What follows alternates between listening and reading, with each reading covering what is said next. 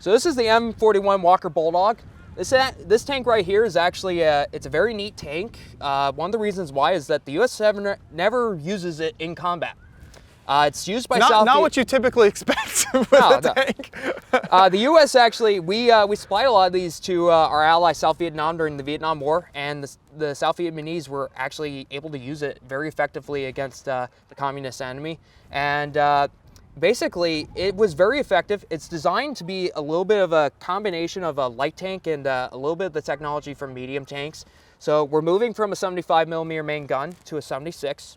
We're also going to slim down to a 4-man crew. We're getting rid of the bow machine gunner. And that's because we're realizing that with armor for tanks is that the bow machine gun's a weak spot. So we're going to delete the bow machine gun and actually use the space where it would be to store ammunition for the main gun. So the driver's going to be here on the left, and he's also going to be using those vision periscopes in order to see out of the tank. You're also going to have a slightly more armor on this. It is a light tank still, but it has if I remember correctly, it's about 1.5 inches of frontal armor. So that's going to be able to protect you against a lot of the Soviet autocannons that you're going to be fighting. This is not going to protect you against an enemy anti-tank gun. So something like that would be on T-54 or T-55. That will go right through this, but it'll survive a 23 or 30mm anti-tank cannon that's being mounted on a lot of the Soviet IFVs. And another thing to know is actually that we're going to actually be having a lot of the car manufacturers building a lot of these tanks. That's something that many people don't realize. The Chaffee, for example, was built using Cadillac engines. The M4 Sherman was built using parts from both Ford, GM, and Chrysler as well. Chrysler actually built the most tanks out of all the companies during World War II. In fact, the company that created the Sherman, they were actually the designers of the M1 Abrams, and we'll get into that a little later. But another neat thing about the Walker Bulldog, it's actually named after General Walker. General Walker was killed in a Jeep accident in Korea, but he was another big proponent of armored warfare, so they named the tank after him. By this time, we're actually starting to name tanks after generals because it's a tradition that we're really adopting, even though it's of British origin. Now, another thing I'll note is that a neat thing about these tanks is that when they were moving the Declaration of Independence and Constitution from the Library of Congress to the National Archives, they actually used 2 of these to provide an armored escort in Washington, D.C. So there's a great picture. I forget where I saw it, but it's basically a couple of Marines and soldiers and sailors armed with M1 Thompsons walking up the steps into the building, and in the back you just see these 2 tanks. So we took those documents very seriously back then, and these were the lightest things we had in inventory, so we couldn't send the heavier stuff because they would have torn up the roads. But that's just a cool fact about the Walker Bulldog. But one thing I'll point out, actually, you'll notice how I point out the sprocket on the earlier tanks. You can see it's actually not in the front anymore, it's in the back. We moved the transmission to the back with the engine, and that's what's known as a power pack. So it's going to be a much more simple system. It's actually what the Soviets are using in some of their tanks early in World War II.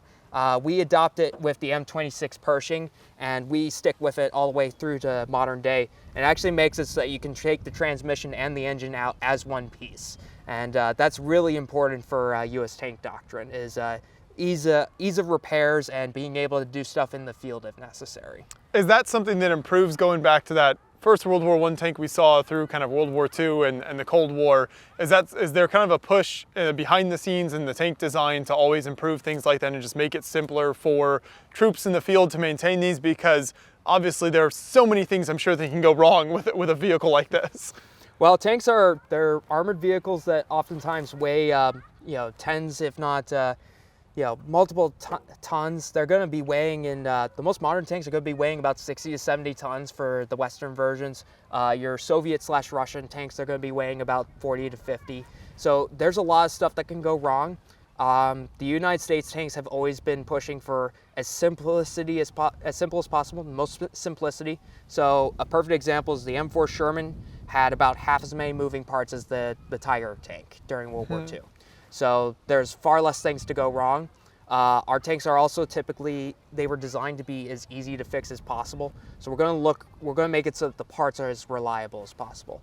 There's one story I heard, I don't know how true it is, but there's this one washer in the Sherman that supposedly was breaking before everything else. They had the washer redesigned so that you wouldn't have a problem from just a small little piece You'd rather have the transmission break than a small little thing break because, well, if you're stopping because of a small little thing, that's not really a good thing. And a perfect example is in World War II, they would actually do regular maintenance on the tanks after several 100-mile intervals. So the engine was every 200 miles and the transmission was every 400 miles. And that's how we were able to keep our tanks in tip-top shape. A huge difference between us and the Germans is that the Germans would oftentimes be at only about 50% strength for their combat units for tanks. We would always be at 100% strength. And then one of the reasons is we could always replace tanks. We were producing enough to replace them, but it's also the fact that we can do the maintenance on them very simply, very easily, and very quickly. You can change a Sherman's engine or transmission within a couple of hours in the field. So that's one thing that we've always tried to keep on. All the way from World War I, we're just learning how to work the tanks, how to really take care of them and how to make them work as best as possible, all the way through where we're switching things around to where the transmission's in the back too, so we can just pull it out as one piece.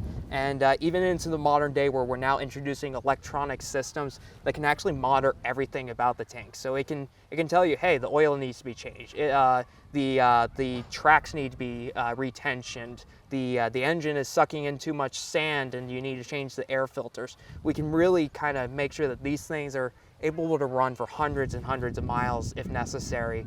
But in the meantime, we're still going to do the maintenance on them to make it so that they're always ready to go at a moment's notice.